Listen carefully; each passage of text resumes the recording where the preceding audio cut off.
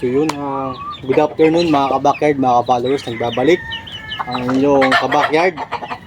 So ngayong araw meron tayong mamarkingan na mga sisiw kasi meron tayong first batch saka second batch.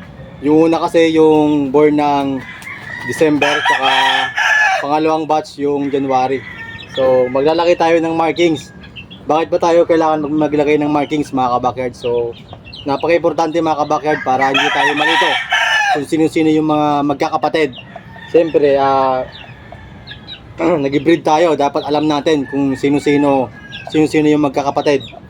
So, and then, yun nga, actually kung tayo ay nagbebenta ng ating mga binibreed, so dapat alam natin yan kung sino-sino sila, kailan pinanganak, sino-sino magkakapatid. So, dapat alam natin yan mga ka-backyard.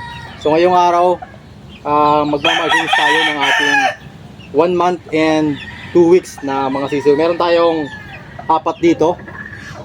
Yun, December 16 born. Sa 4, meron tayong 3 lalaki tsaka 1 babae.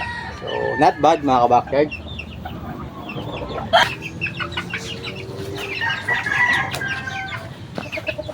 Ito yung una mga ka-backyard na lalagyan natin ng marking. So, ano lang, pag nag-markings ako mga ka-backyard, gamit ko lang dito. Gamit lang tayo ng nylon cable tie. So, kabit lang natin sa paa nila. So, mag-isa lang ako kaya mahirap mga ka-backyard. So, wala tayong katulong.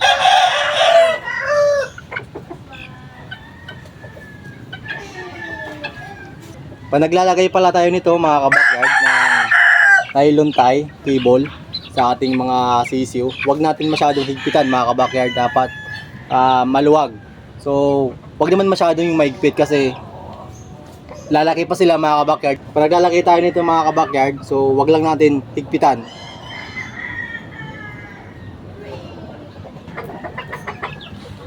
Then, hilahin natin.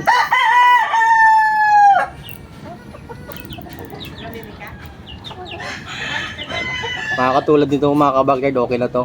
Then pag okay na, putulin na natin yung axis. Ganito lang mga ka-backyard kaluwag, oh. Okay na yan. Sakto lang yan mga ka-backyard.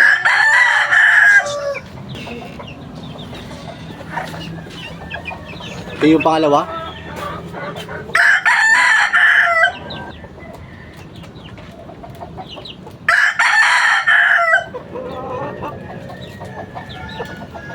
Yan, tama lang yung luwag sa kanya.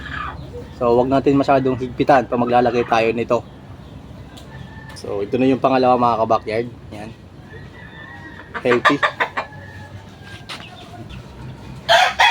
Yan. So, ito na yung pangatlo mga ka-backyard. So, yun. Tapos na tayo sa pangatlo mga ka-backyard. So, ang pang-apat yung babae. So, ito yung babae nila.